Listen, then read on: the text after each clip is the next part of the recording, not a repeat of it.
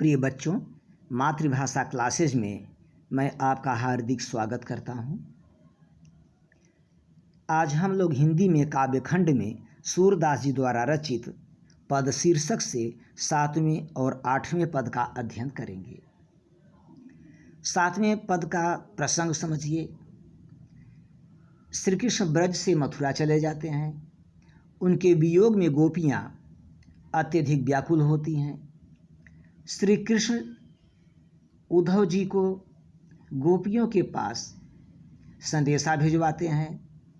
ब्रज में आकर उद्धव जी गोपियों से ज्ञान और योग साधना की बातें करते हैं, किंतु श्री कृष्ण के प्रेम और भक्ति में रंगी गोपियों पर इसका कोई प्रभाव नहीं पड़ता और स्वयं उद्धव जी प्रेम और भक्ति के रंग में सराबोर हो जाते हैं तथा मथुरा वापस आकर ब्रज की संपूर्ण बातों को कृष्ण से कहते हैं।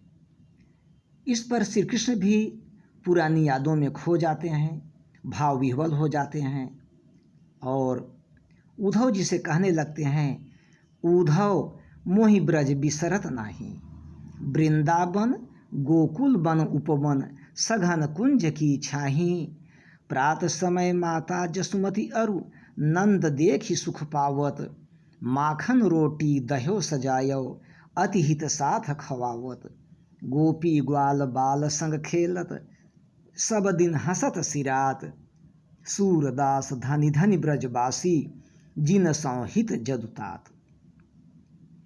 प्रिय बच्चों, आइए पहले शब्दार्थ देखते हैं। बिसरत नहीं, भूलता नहीं, सघन घनी और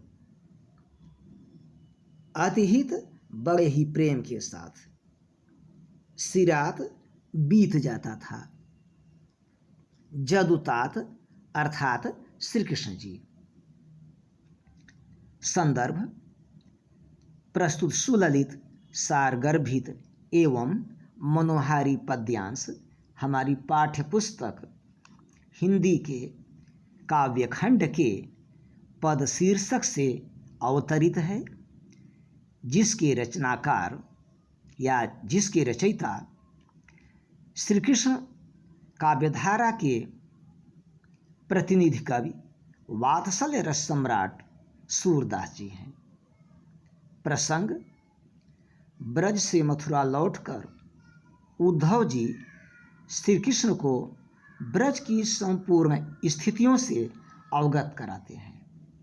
इस पर श्री कृष्ण भाव विह्वल हो जाते हैं और उद्धव जी से कहने लगते हैं। व्याख्या। श्री कृष्ण उद्धव जी से कहते हैं कि हे उद्धव जी, मैं ब्रज को बहुत भुलाने का प्रयत्न करता हूँ, किंतु ब्रज की याद भूलती नहीं है। उद्धव मोहि ब्रज बिसरत नहीं। हे उद्धव जी, मैं ब्रज को भुलाने का बहुत प्रयत्न करता हूँ, किंतु ब्रज की याद भूलती नहीं है। वृंदावन गोकुल बन उपवन सघन कुंज की छाही।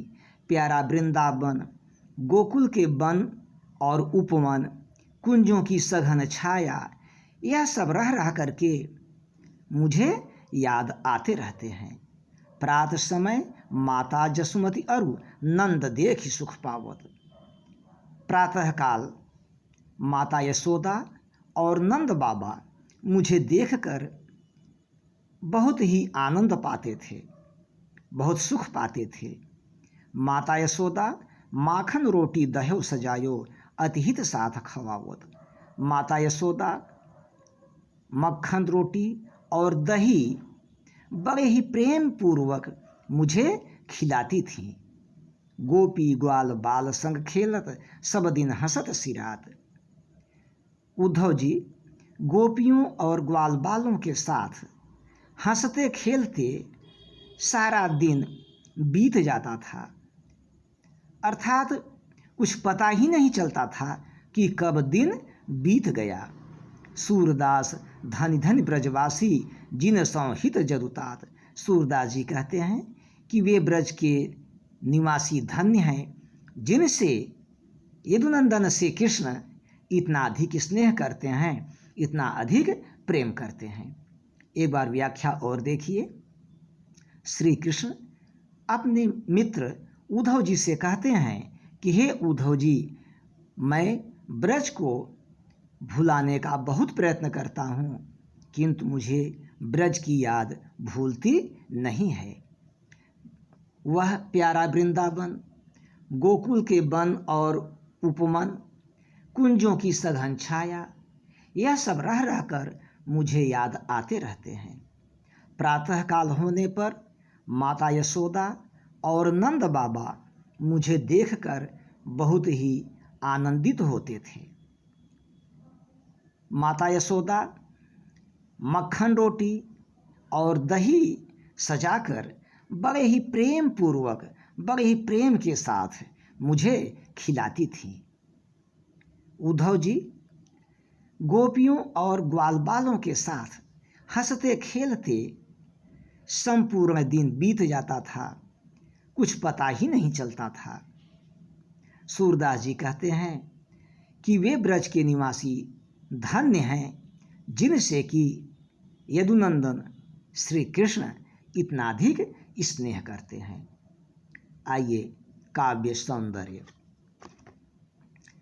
पहला लिखेंगे, श्री कृष्ण के ब्रज के प्रति प्रेम का बहुत ही सुंदर वर्णन किया गया है।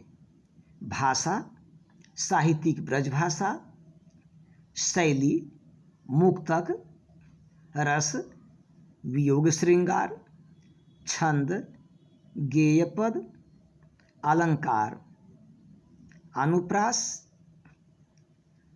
धनी धनी में पुनरुक्ति प्रकाश अलंकार और स्मरण अलंकार, गुण माधुर्य, शब्द शक्ति, अभिधा और लक्षणा।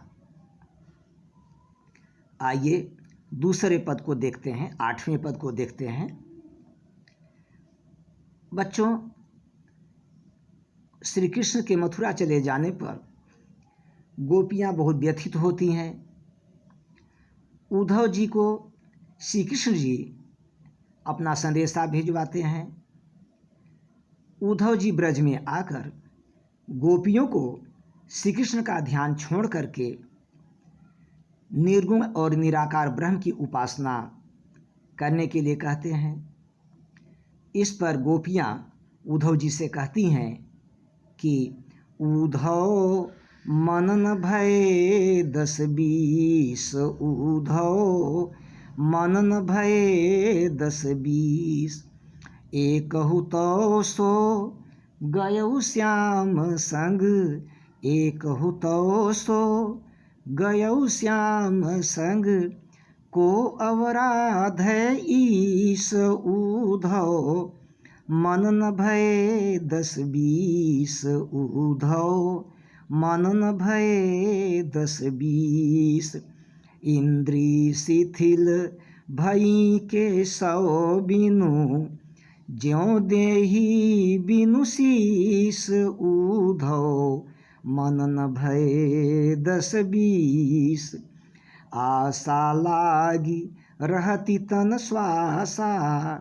आशा लागी रहती तन श्वासा, जीवहि कोटि बरीस, उद्धव मनन भय 10-20, तुम तो सखा श्याम सुंदर के, तुम तो सखा श्याम सुंदर के, सकल जोग के ईस, उद्धव मनन भय 10-20, सूर हमारे नद नंदन बिनु, सूर हमारे नद नंदन बिनु, और नहीं जगदीश, उद्धव मनन भय 10-20। आइए शब्दार्थ।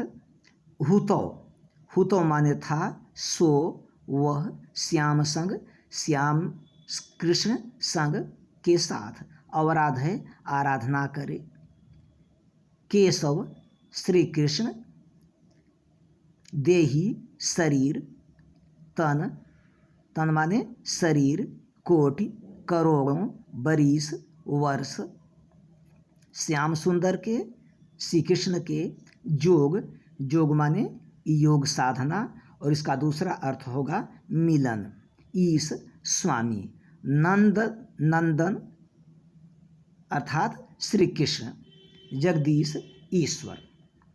प्रसंग बच्चों संदर्भ पूर्वक रहेगा।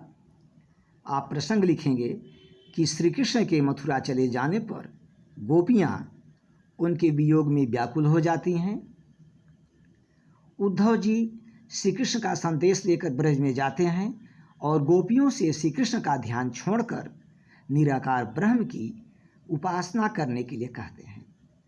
इस पर गोपियाँ उद्धव जी से कहती हैं, व्याख्या, उद्धव मन न भय 10-20।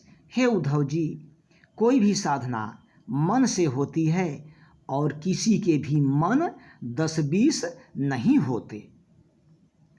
उद्धव मन न भय 10-20। हे उद्धव, हमारे पास 10-20 मन नहीं है, एक होता, हमारे पास एक ही मन था। सो गयो श्याम संग, सो माने वह जब श्री कृष्ण ब्रज से मथुरा जाने लगे तो उनके साथ चला गया। को अवराध है इस, को माने कौन। ऐसी स्थिति में मन के बिना हम आपके द्वारा बताए गए निर्गुण ब्रह्म की आराधना कैसे करें। इंद्रिय शिथिल भई के सौ बिन। हे उद्धव जी, श्री कृष्ण के बिना हमारी इंद्रियां उसी प्रकार शक्तिहीन हो गई हैं ज्यों देही बिनु शीस। जिस प्रकार से कि बिना सिर के शरीर निर्जीव हो जाता है, शक्तिहीन हो जाता है। आशा लागी रहती तन श्वासा।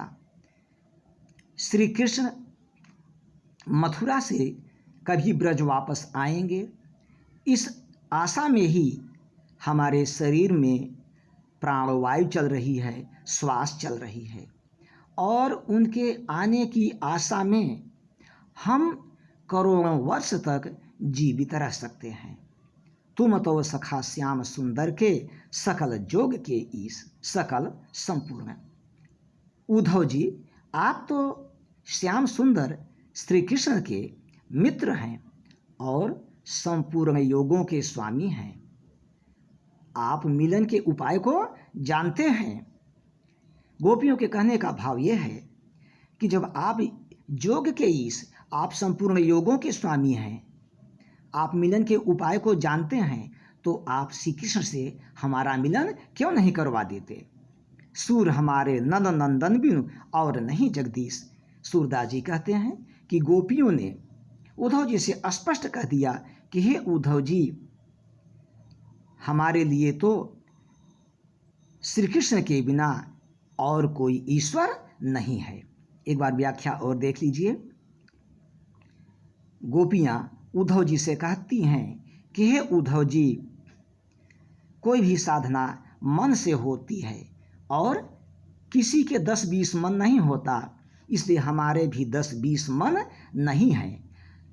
हमारे भी एक ही मन था, वह भी जब श्री कृष्ण ब्रज से मथुरा जाने लगे तो उनके साथ चला गया। ऐसी स्थिति में आपके द्वारा बताए गए निर्गुण ब्रह्म की कौन आराधना करे। श्री कृष्ण के बिना हमारी इंद्रियां उसी प्रकार से शक्तिहीन हो गई हैं, निर्बल हो गई हैं, जैसे कि सिर के बिना शरीर की दशा होती है। जैसे कि शरीर से सिर को यदि अलग कर दिया जाए तो धड़ निर्जीव हो जाता है, वही दशा इस समय हम लोगों की श्री कृष्ण के बिना है। आशा लागी रहता श्वासा। श्री कृष्ण एक न एक दिन मथुरा से ब्रज अवश्य आएंगे, इसी आशा में उनके दर्शन के लिए हमारे शरीर में श्वास चल रही है और उनकी आशा में हम करोड़ों वर्ष तक जीवित रह सकते हैं। अरे उद्धव जी, आप तो श्री कृष्ण के परम मित्र हैं और संपूर्ण योगों, योग साधना। दूसरा अर्थ योग का क्या होगा? मिलन। अरे उद्धव जी, आप तो श्री कृष्ण के परम मित्र हैं और संपूर्ण योगों के स्वामी हैं। आप मिलन के उपाय को जानते हैं, तो आप श्री कृष्ण से हमारा मिलन क्यों नहीं करवा देते हैं? सूरदास जी कहते हैं कि गोपियों ने स्पष्ट रूप से कह दिया कि उद्धव जी, श्री कृष्ण के बिना इस संसार में हमारा और कोई भी ईश्वर नहीं है। श्री कृष्ण के सिवा हम अन्य किसी देवी देवता की आराधना नहीं कर सकते। आइए, काव्य सौंदर्य में गोपियों का श्री कृष्ण के प्रति एक निष्ठ भक्ति भाव प्रकट हुआ है।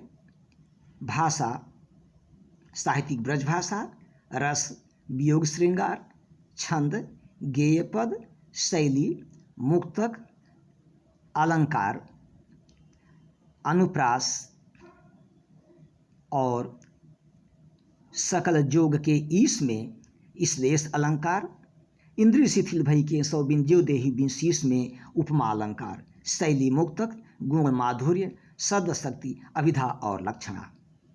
आप लोग वीडियो को ध्यानपूर्वक पढ़िएगा।